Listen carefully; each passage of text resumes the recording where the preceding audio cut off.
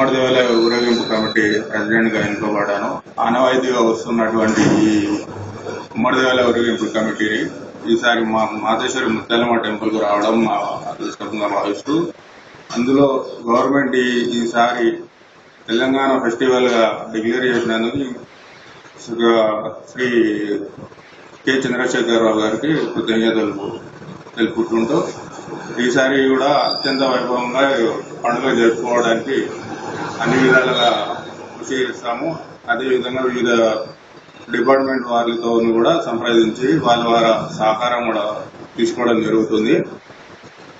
ఈ ఊరేగింపు అనేది 13/7/2014 నుంచి 21 తారీఖు వరకు జరుగుతుంది. 13 రోజున అమ్మవారి ఘటాలు స్థాపించబడతాయి. 20న బోనాలు ఉంటుంది, 21న మెయిన్ ప్రొసెషన్ ఉంటుంది. చేసిన తర్వాత సమాప్తం నాయకుల దగ్గర సమాప్తం జరగబడుతుంది. ఊరేగింపు పలకడానికి ప్రముఖులు వివిధ